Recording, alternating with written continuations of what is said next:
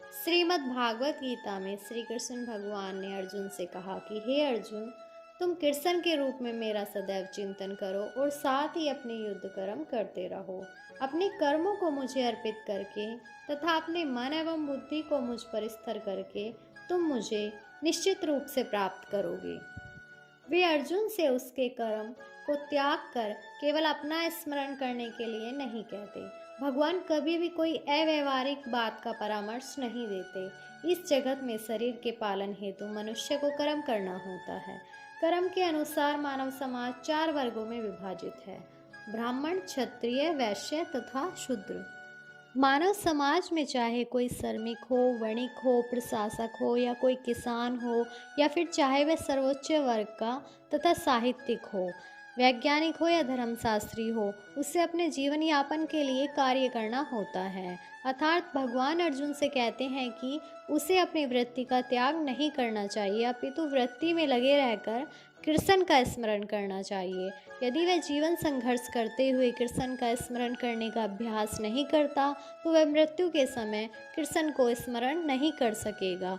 भगवान चैतन्य भी यही कहते हैं कि जीवन में मनुष्य को चाहिए कि भगवान के नामों का सदैव उच्चारण करने का अभ्यास करते रहें।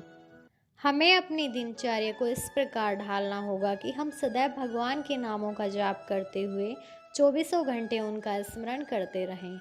यह किस प्रकार संभव है? आचार्यों ने कई उदाहरण दिए हैं और बताया है कि यह किस प्रकार से संभव है। यदि कोई विवाहिता स्त्री पर पुरुष में आसक्त होती है, अर्थात किसी दूसरे पुरुष से प्रेम करती है, या कोई पुरुष अपनी स्त्री को छोड़कर किसी पराई स्त्री में आसक्त होता है, तो यह आसक्ति अत्यंत प्रबल होती है। ऐसी आसक्ति वाला हमेशा अपने प्रेमी के विषय में निरंतर सोचता रहता है। जो स्त्री अपने प्रेमी के विषय में सोचती रहती है, वह अपने घरेलू कार्य करते समय भी उसी से मिलने के विषय में सोचती रहती है। वास्तव में वह अपने गृह कार्यों को इतनी अधिक सावधानी से करती है कि उसका पति उसकी आसक्ति के विषय में संदेह भी न कर सके।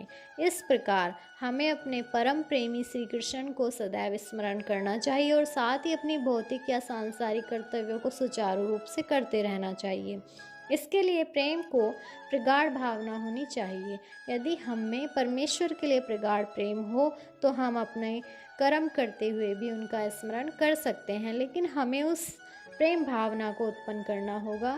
उदाहरण के लिए अर्जुन सदैव कृष्ण का चिंतन करता रहता था। वह कृष्ण का नित्य संगी था और साथ ही योद्धा भी था। कृष्ण ने उसे युद्ध करना छोड़कर जंगल जाकर ध्यान करने की सलाह कभी नहीं दी। जब भगवान कृष्ण अर्जुन को योग की पत्ती बताते हैं तो अर्जुन कहता है कि इस पत्ती का अभ्यास कर सकना उसके लिए संभव ही नहीं है, क्योंकि वह एक योद्धा है और कभी भी अपने कर्मों को छोड़ नहीं सकता। अर्जुन से भगवान आगे भी कहते हैं कि क्षत्रिय होने के कारण वह युद्ध का त्याग नहीं कर सकता, किंतु यदि वह कृष्ण का स्मरण करते हुए युद्ध करता है तो वह मृत्यु के समय कृष्ण का स्मरण कर सकेगा।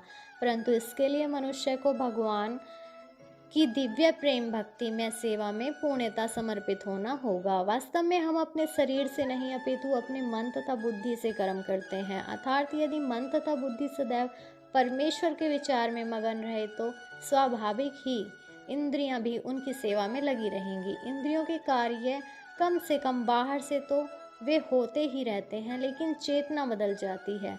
भगवत गीता हमें सिखाती है कि किस प्रकार मन तथा बुद्धि को भगवान के विचार में लीन रखा जाए।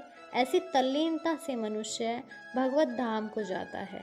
यदि मन कृष्ण की सेवा में लग जाता है तो सारी इंद्रियां स्वतः उनकी सेवा में लग जाती हैं। यह कला है और यही भगवत गीता का रहस्य भी है कि श्री कृष्ण के विचार में पूरी तरह से मगन रहा जाए।